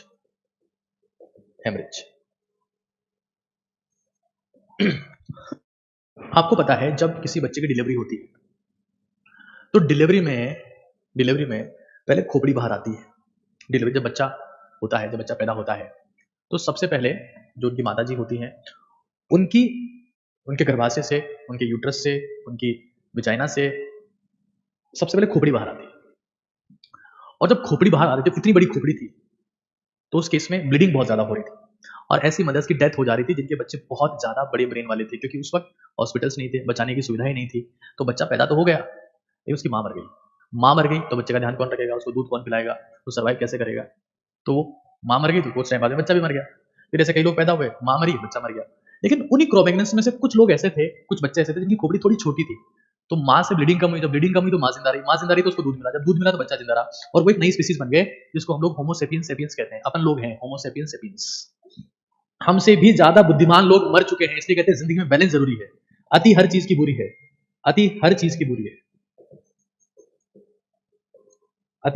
बुरी है, मतलब खोपड़ी बहुत बड़ी हो गई, ब्रेन बहुत बड़ा हो गया, लेकिन फिर भी मर गए, ठीक है ना, just because of human evolution. इनके खिलाफ हो गया, प्रकृति इनके खिलाफ हो गई और ये मर गए। आप समझ पा रहे हैं। और आज हम सभी लोग यहाँ पर जो सेशन सुन रहे हैं, देख रहे हैं, इनको पढ़ रहे हैं, हम होमो सेपियंस है। क्या हम क्रोमैग्नेन से ज्यादा इंटेलिजेंट हैं? नहीं, लेकिन हम क्रोमैग्नेन से ज्यादा फिट हैं सर्वाइव करने के लिए। और यही बात डार्विन ने कही थी, सर्वाइवल ऑफ फिटेस्ट। ना इंटेलिजेंट सर्वाइव करता है, ना महान बुद्धिमान सर्वाइव करता है, ना भोंदू इंसान सर्वाइव करता है, ना बहुत लंबा सर्वाइव करता है, ना बहुत छोटा सर्वाइव करता है, ना बहुत मोटा सर्वाइव करता है, ना बहुत पतला सर्वाइव करता है। Survival of fittest. इसीलिए दुनिया में सर्वाइव वही करेगा जो फिट होमो सेपियंस। और आज अगर हमारी बात की जाए तो हमारी क्रेनियल कैपेसिटी 1250 से 1450 तक खींच के आप मान सकते हो कि हमारी जो खोपड़ी है वो 1.25 लीटर से 1.45 लीटर के आसपास की, मतलब अगर हमारी खोपड़ी से ब्रेन को बाहर निकाल दें, उसमें पानी भरें तो इतना ही पानी हम भर पाएंगे, that is 1.25 litre to 1.45 litre. एक आइंस्टाइन, मैं आज आईक्यू की बात भी करने वाला हूं, मैं बहुत जल्दी आपको एक ऐसा मैप दिखाने वाला हूं जो आईक्यू मैप है, उसकी चर्चा भी हम लोग करने वाले हैं। इंडिया कहां स्टैंड कर रहा है, दुनिया में हम क्यों पीछे हैं, या दुनिया में जो आगे हैं वो क्यों हैं, हम कितना आगे निकल पाएंगे, बहुत सारी बातें करने वाले हैं। फिलहाल हम आइंस्टाइन की बात कर लेते हैं। ये रहा आइंस्टाइन, कि क्यों वो इंसान इतना आगे चला गया। यहां देखिए,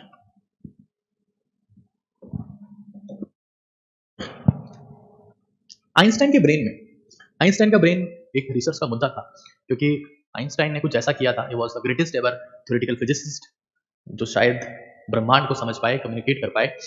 आइंस्टाइन के ब्रेन में जो एक इंटरेस्टिंग चीज थी वो क्या थी कि उसका इंफीरियर पैराइटल लॉब, आप ये पार्ट देख पा रहे हैं, this is the inferior parietal lobe. ये ब्रेन का वो हिस्सा है जिसको हम कहते हैं इंफीरियर पैराइटल लॉब। ये वाला जो हिस्सा है ना, ये साइड वाला, ये वाला साइड वाला हिस्सा, इधर वाला साइड वाला, इसको बोलते हैं पैराइटल, है ना, पैराइटल वाला एरिया है। वो पैराइटल में ऊपर की तरफ है और नीचे की तरफ वाला जो हिस्सा है ना, उसको बोलते हैं इंफीरियर पैराइटल लॉब, ठीक है ना, इंफीरियर पैराइटल लॉब। ये बहुत बड़ा था, ये लार्ज था उसका, आइंस्टाइन का। क्यों? क्योंकि उसमें पैराइटल ओपरकुलम, ये जो पार्ट जो है ना, ये वाला, ये मिसिंग था, ये था ही नहीं। तो ये जो इंफीरियर पैराइटल लॉब बहुत बड़ी हो गई थी, ये इतनी बड़ी थी उसमें, इंफीरियर पैराइटल लॉब। और ये वो हिस्सा है जो हमारी दो चीजों को कंट्रोल करता है, एक लैंग्वेज और एक मैथमेटिक्स। और आइंस्टाइन इसी बात के लिए जीनियस है। आइंस्टाइन इसी बात के लिए जीनियस है। किस बात के लिए जीनियस है? लैंग्वेज मतलब थ्योरेटिकल, मैथमेटिक्स, फिजिक्स एक टाइप की मैथ्स ही है। तो आइंस्टाइन वाज थ्योरेटिकल फिजिसिस्ट। अगर मैं ये कहूं कि रोनाल्डो ब्रिलियंट नहीं है, रोनाल्डो लेजेंड नहीं है, रोनाल्डो ग्रेट नहीं, तो बेवकूफी होगी। अगर मैं ये कहूं कि विराट कोहली बेवकूफ है, उसको कुछ नहीं आता, वो ब्रिलियंट नहीं है, तो हो सकता है कि विराट कोहली के ब्रेन में कुछ ऐसा पार्ट हो जो उसको बॉल को परफेक्टली जज करने में हेल्प करता है। सचिन तेंदुलकर के साथ भी ऐसा हो सकता है, रोजर फेडरर के साथ भी ऐसा हो सकता है, प्रज्ञानंद के साथ भी ऐसा हो सकता है, शायद वो पोजीशंस को बहुत जल्दी एनालाइज कर पाते हो, जो भी चेस में हिंदुस्तान का नाम रोशन किए हैं। अलग अलग चीजें होती है। थ्योरेटिकल फिजिसिस्ट, ठीक है।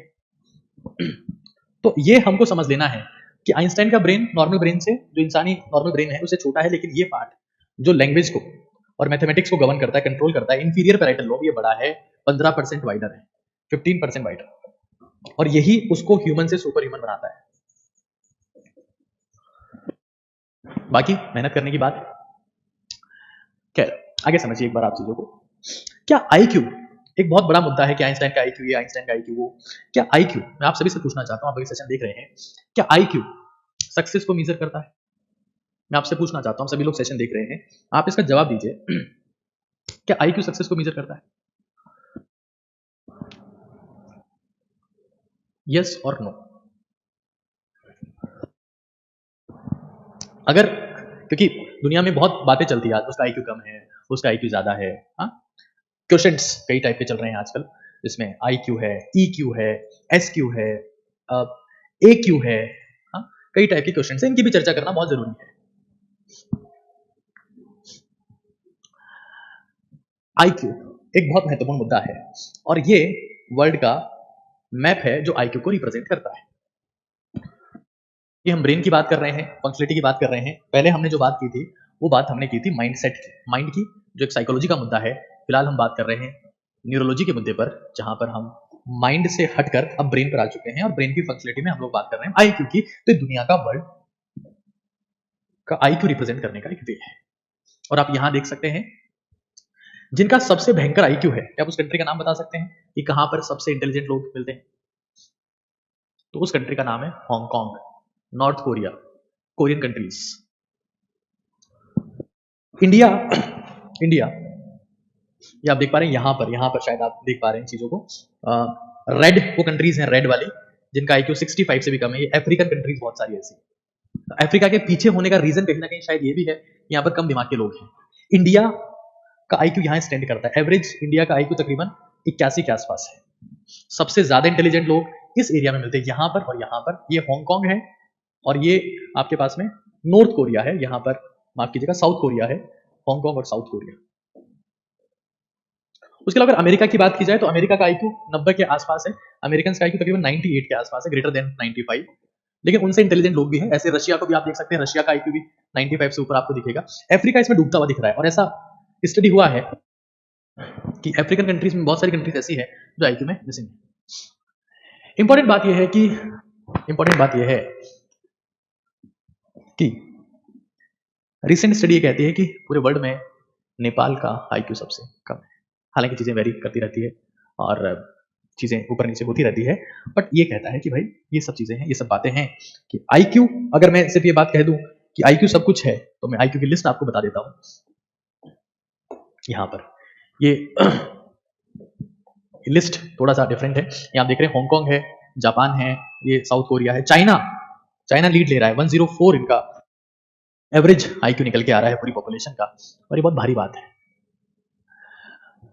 ताइवान आप देख रहे हैं, सिंगापुर आप देख रहे हैं, काफी सिग्निफिकेंट आईक्यूज हैं इन कंट्रीज के। लेकिन अगर अमेरिका चाहे तो इनको एक सेकंड में कुचल सकता है। अमेरिका यहाँ स्टैंड कर रहा है 29वें नंबर पर आईक्यू के मामले में, 97 98 के आसपास अमेरिका का आईक्यू है, और ये दुनिया की सुपर पावर है, ये दुनिया की सुपर पावर है।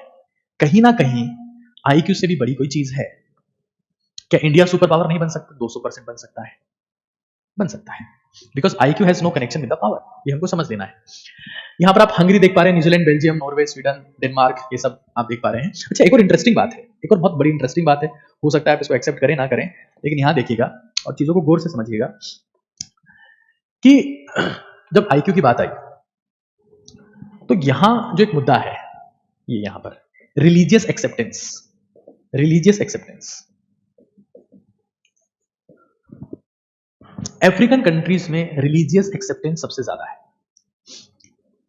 मतलब वहां पर लोग धर्म को बहुत ज्यादा मानते हैं, अंधविश्वास में उनकी अथाह श्रद्धा है।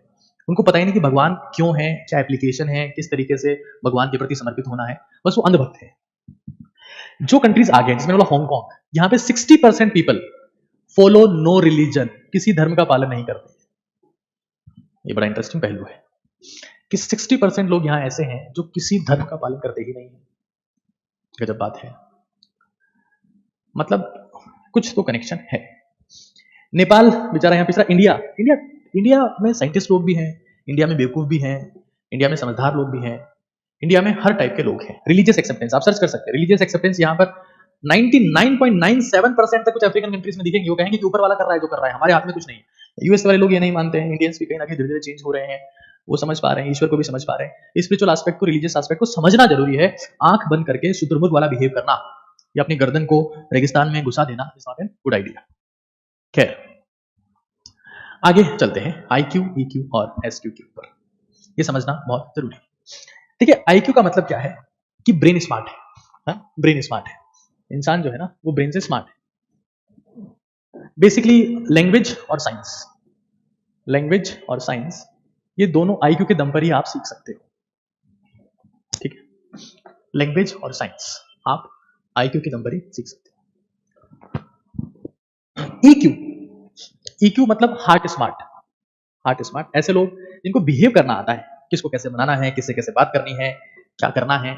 अच्छा, इसके अलावा देखो IQ इज अबाउट कैपेबिलिटी, इसकी औकात कितनी है, क्षमता कितनी है। क्षमता को रिप्रेजेंट करता है IQ, कैपेबिलिटी, क्षमता। लेकिन EQ विल को रिप्रेजेंट करता है, विल पावर, करने की इच्छा, कि कुछ काम नहीं हो रहा है तो इसको अपने बना लिया, उसको बना लिया, इससे सेटिंग करी, उससे सेटिंग करी, कुछ कर के अपना काम निकाल। ईस्ट इंडिया कंपनी, इंग्लैंड वाले लोग, हाँ, इंग्लैंड 22वें नंबर पे IQ में। दिमाग तो कुछ खास नहीं था उनमें, दुनिया पे राज किया। दिमाग कुछ खास नहीं था, दुनिया पे राज किया, कुछ ना कुछ तो किया। शायद वो लोग विल पावर अच्छी रही हो, will power, capability, will power. Social quotient कि आपका ग्रुप बिहेवियर कैसा है, जनता आपकी कितनी बात सुनती है, जनता आपको कितना मानती है, लीडरशिप स्किल, ये पर्पस देता है आपको, पर्पस। SQ जिंदगी में लीडर बनने के लिए, महान बनने के लिए, एक्सट्रीम पर जाने के लिए बहुत जरूरी है SQ, सोशल कोशेंट। एक आता है AQ, इसका मतलब है adversity quotient, adversity quotient, adversity quotient. ये जो एडवर्सिटी कोशेंट है, आप कितने बॉडी स्मार्ट है उसकी बात करता है। ठीक है, एक कैपेबिलिटी की बात करता है, एक विल की बात करता है। EQ talk about will, SQ talk about purpose. ये एडवर्सिटी का, आपकी बॉडी स्मार्ट, आपकी बॉडी कितनी पावरफुल है, body smart, that is AQ। इसको आप PQ भी कह सकते हैं, फिजिकल कोशेंट भी कह सकते हैं। बात समझ में आती है? और ये चारों ही पैरामीटर बहुत इंपॉर्टेंट है। हम एक बहुत इंटरेस्टिंग बात आपको बता देता हूं कि जब से इंटरनेट आया है, बहुत सारी इंफॉर्मेशन सर्कुलेट हो गई है, तो मुझे लगता है कि लैंग्वेज की इतनी इंपॉर्टेंस नहीं बची। इंफॉर्मेशन आज सबके पास में है, हर चीज सबके पास में है। जो चीज कहीं ना कहीं अब डिफरेंस पैदा कर रही है, इंपैक्ट ला रही है, इन्फ्लुएंस ला रही है, जिससे सबसे बड़ा डिफरेंस पैदा हो रहा है, वो चीज है AQ या PQ या एडवर्सिटी कोशेंट या फिजिकल कोशेंट, कि आप बुरे से बुरे हालात में किस तरीके से काम किए। एक बार यहां समझ लो, एक बार आपको अगर इस पे भरोसा नहीं हो रहा है तो मैं कुछ फेमस लोगों का IQ आपको कंपेयर करके दिखा देता हूं, एक बार आपको पता लग जाएगा। ये कुछ फेमस लोग,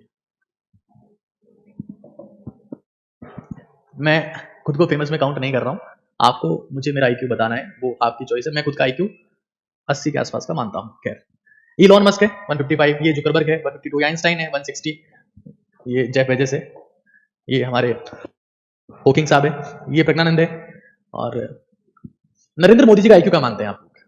हमारे देश के PM है। वो शायद उतने स्मार्ट तो नहीं होंगे साइंस के एस्पेक्ट में जितने कि स्टीफन हॉकिंग है, जितना आइंस्टाइन है। चेस में उतने एडवांस नहीं होंगे जितने प्रज्ञानंद है। बट SQ उनका है, पर्पस है, सोशल कोशेंट है। किसी की तारीफ नहीं कर रहा हूँ, हर लीडर में होता है। ओबामा भी रहा होगा, लिंकन में रहा होगा, मंडेला में रहा होगा, गांधी में रहा होगा, सब में रहा होगा।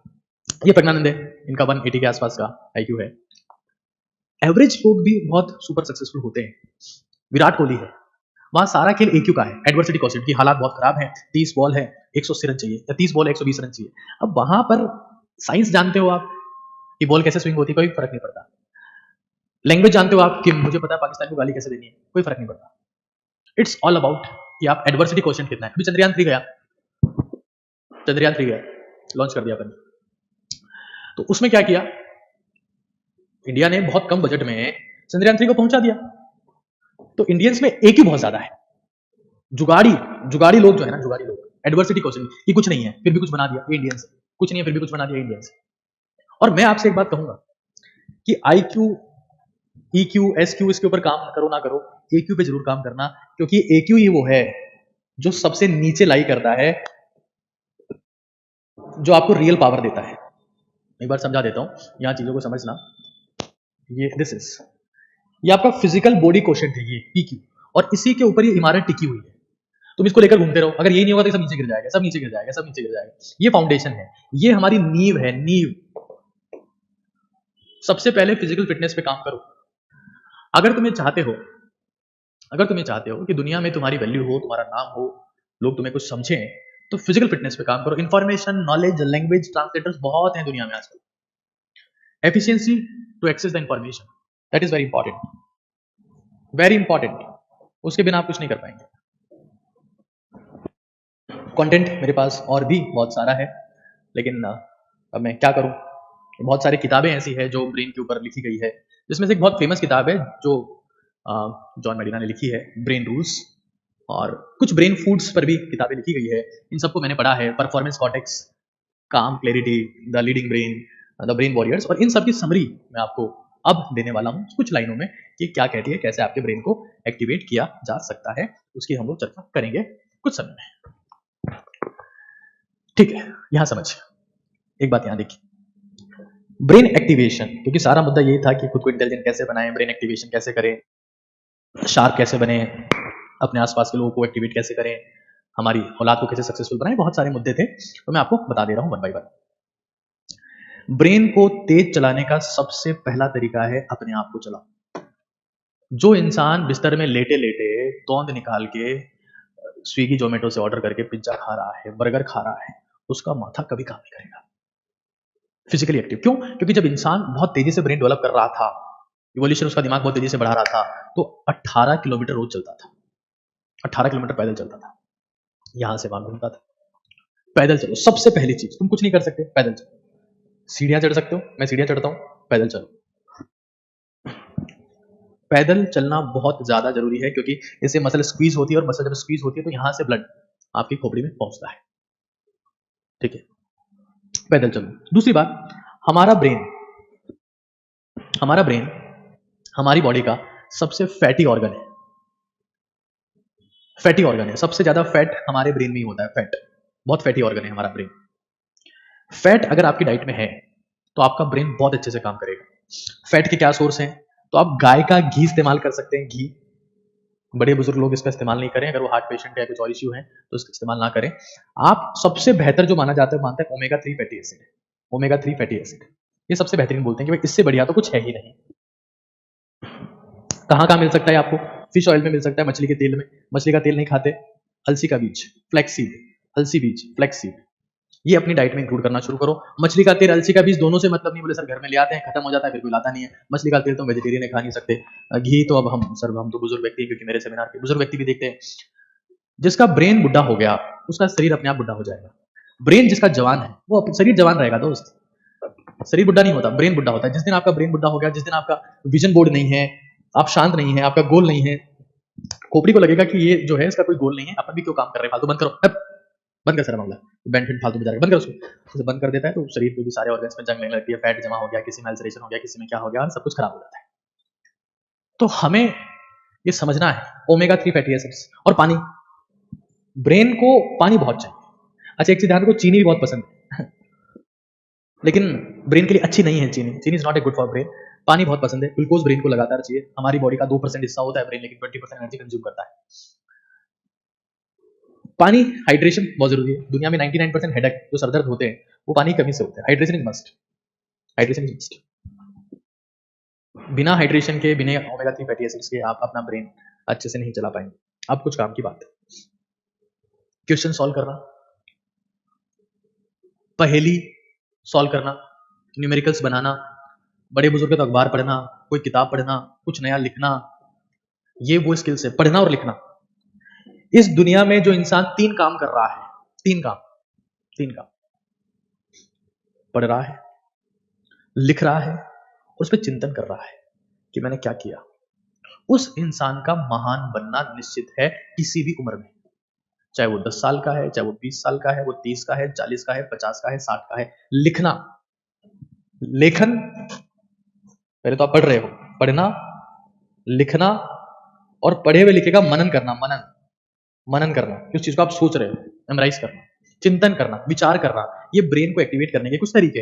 लेकिन आज हम देखते हैं कि हमारे युवा लोग बहुत स्ट्रेस में हैं, डिप्रेशन में हैं, एंजाइटी में हैं। आप किसी भी साइकेट्रिस्ट के पास में जाते हैं तो साइकेट्रिस्ट आप किस चीज पे काम करता है? माइंडसेट के ऊपर, माइंडसेट के ऊपर। न्यूरोलॉजिस्ट आपके ब्रेन के ऊपर काम करता है। ये साइकोलॉजी, ये साइकेट्रिस्ट का एरिया है। This is the area of psychiatrist, this is the area of neurologist. ये जिस जगह पर जाकर मिल जाते हैं, एक जगह ऐसी है जहां पर ये जाके मिल जाते हैं, तो वो एरिया है SED, स्लीप, एक्सरसाइज और डाइट। बढ़िया सो, ब्रेन बढ़िया काम करेगा। थोड़े समय में ज्यादा काम कर लो, एक्सरसाइज करो, पैदल चलो, फिक्स कर लो जिंदगी में खाना खा के पैदल चलना है या 20 मिनट सीढ़ियां चलनी। और डाइट, अखरोट, अलसी, फ्लैक्सीड, अखरोट बादाम अलसी, अखरोट बादाम अलसी थोड़ा घी, अखरोट बादाम अलसी थोड़ा घी। नहीं है अखरोट बादाम घर में, ओमेगा 3 फैटी एसिड्स के कैप्सूल ले आओ, बहुत सस्ते आते हैं। नहीं है सर अखरोट बादाम नहीं है, कोई बात नहीं बेटा, ओमेगा 3 फैटी एसिड्स के कैप्सूल ले आओ। बोल सर क्या हो जाएगा इससे? सीरियसनेस आएगी कि मैं अपनी जिंदगी में अपने ब्रेन इंप्रूवमेंट के लिए कुछ मेहनत कर रहा हूं। तो जो इंसान सुबह उठ के ओमेगा 3 फैटी एसिड सप्लीमेंटेशन ले रहा है, वो अपने गोल को याद कर रहा है, ऐसा इंसान अपना समय खराब नहीं करेगा। सुबह उठ के मिराज खा रहे हो, कोई विमल खा रहा है, दाने दाने में केसर खाता है, ऐसे लोग क्या कर पाएंगे? कुछ मत करो। अगर नहीं हो पा रहा है तो हम सिंपली जाके क्या करेंगे? हम सप्लीमेंटेशन ले आएंगे कि भाई ठीक है हमको ओमेगा 3 फैटी एसिड कैप्सूल दे दो, एक्सरसाइज मस्ट। पसीना आना चाहिए, पसीना। जिसको पसीना आ रहा है, सारे रोग, सारी गंदगी, सारे टॉक्सिन, सारी नेगेटिविटी, सारा स्ट्रेस, फ्रस्ट्रेशन, एंजाइटी, डिप्रेशन बाहर निकल जाता है। दुनिया में डिप्रेशन में कौन है? जो मुलायम गद्दे पे सो रहा है और एसी चल रहा है, या मान लो मुलायम गद्दे पे नहीं भी सो रहा है, नॉर्मल चारपाई पे बेड पे सो रहा है, लेकिन सपने नहीं है, पसीना निकल नहीं रहा है, मेहनत हो नहीं रही है। स्विगी वाले भैया खाना दे गए, जोमेटो वाले भैया टोमेटो दे गए, जिंदगी चल रही, लप्पू सा सचिन बन गए हो तुम, झिंगुर सा तुम्हारा शरीर है, बोल तुम सकते नहीं हो, पढ़ते तुम हो नहीं, लिखना तुम्हें आता नहीं, मनन तुम करते नहीं हो, कहां पहुंचो? तो हमें यह समझना है। और सो किसी हसीना के चक्कर में अपनी नींद खराब मत करो। मैं फिर कह रहा हूं, आज दुनिया में 99% लोग डिप्रेशन में वो हैं जो किसी एक रिश्ते में थे, किसी एक हसीना के चक्कर में थे, हसीना के चक्कर में पसीना नहीं बहाया, वो पसीना छोड़ के चली गई, अपने आप को इंप्रूव नहीं किया, अपने आप को बेहतर नहीं किया, सारा समय उसमें खपा दिया, सारी जिंदगी उसमें खपा दी, और उसके बाद में क्या हुआ? जिसने वो छोड़ के चली गई, डिप्रेस, सप्रेस, कंप्रेस्ड हो गए, माँ बाप परेशान है, साइकिट्रिस्ट के पास में लेके घूमे। तो हमें यह समझ लेना है कि हमें पसीना बहाना है। तुम अगर किसी के भी चक्कर में दुनिया में अपने आप को इंप्रूवमेंट करना रोक देते हो, अपने आप को बेहतर करना रोक देते हो, तो तुम कहीं नहीं पहुंच पाए, ये मेरी गारंटी है। तो स्ट्रेस, एंजाइटी, फ्रस्ट्रेशन, मैं फिर कह रहा हूं 20 मिनट सीढ़ियां चढ़ो, 20 मिनट सीढ़ियां चढ़ो। आज तो हालात ऐसे हो गए हैं, मैं कई ऐसे लोगों को देखता हूं जो खुद कार्डियोलॉजिस्ट है, हार्ट के डॉक्टर है, वो हार्ट के डॉक्टर पेशेंट चेक करते हैं, बाहर क्लिनिक पे लिखा हुआ है सर शनिवार को नहीं देखते। क्यों? बोले सर शनिवार को किसी बड़े हार्ट के डॉक्टर को खुद दिखा दिया। अरे यार तुम्हारे खुद के ऐसे हालात हैं, माँ बाप मोबाइल चलाते हुए बच्चों को ज्ञान दे रहे हैं, फोन में चला रहे, क्या हो? अपने आप को ताकतवर बनाओ, अपने आप को मजबूत बनाओ, और जब तक मजबूत नहीं बनाओगे कुछ नहीं कर पाओगे। स्ट्रेस, एंजाइटी, फ्रस्ट्रेशन, डिप्रेशन रहेगा और आप खत्म हो जाओगे। ये हमारे पास में कुछ बातें थी, मैं सेशन को कंप्लीट कर रहा हूं। कुछ हाई आईक्यू पीपल के बारे में बता देता हूं। दुनिया में ऐसा नहीं है कि सिर्फ इतना ही आईक्यू है, मैगजीन की कॉलम 228 पे है, कुछ और लोग भी हैं जिनको आप देख सकते हैं। गैरी कैस्परोव रशियन चेस प्लेयर का 194 आईक्यू है, तो ज्यादा आईक्यू का मतलब सक्सेस नहीं है। कुछ इंटरेस्टिंग बातें मेरे पास में आपके लिए थी। और सबसे बड़ी बात, सुबह का खाना बहुत ढंग से खाओ, ये दिमाग को तेज करने का एक सबसे बेहतर तरीका है, सुबह का खाना। अब माँ बाप से क्या सुनते हैं, ये तो खाता ही नहीं है, ये तो पीती ही नहीं है, ये तो खाती नहीं है, एक बिस्किट खाता है। अरे क्या चूहा है क्या तू? सबसे ज्यादा खाना 11 बजे से पहले खा लो, वो पचेगा, उसका पाचन होगा, अवशोषण होगा। अब तुम उठ 11 बजे रहे हो, गुड मॉर्निंग मम्मा। अरे तो मम्मा तो ठीक है, शरीर का रायता हो गया तेरे।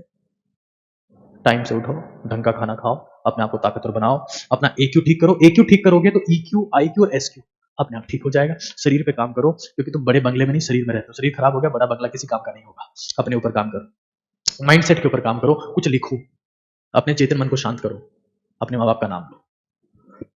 कुछ सवाल अगर आपके हैं तो आप बता सकते हैं। उसके बाद में इस सेशन पर मैं कुछ कमेंट की उम्मीद करूंगा, क्योंकि मैंने सेशन के लिए बहुत मेहनत की है। और हालांकि उसके बाद भी निकले हैं वो लोग मेरी शख्सियत को बिगाड़ने, इतना प्रयास करने के बाद भी निकले हैं वो लोग मेरी शख्सियत को बिगाड़ने, जिनके खुद के किरदार मरम्मत मांग रहे हैं, ये अलग बात है।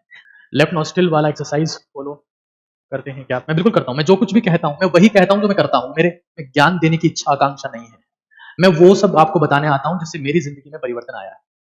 आप सभी का बहुत बहुत धन्यवाद, बहुत बहुत शुक्रिया। आपके पॉजिटिव कमेंट्स, पॉजिटिव स्टेटमेंट्स से मुझे मोटिवेट करते हैं। आप सभी को मेरा प्यार भरा प्रणाम, प्यार भरा नमस्कार, गुड नाइट और happy Rakshabandhan day. Thank you so much. आपके शब्द मुझे बहुत प्रभावित करते हैं, उत्साहित करते हैं, मैं उनका इंतजार करूँगा। बहुत-बहुत धन्यवाद।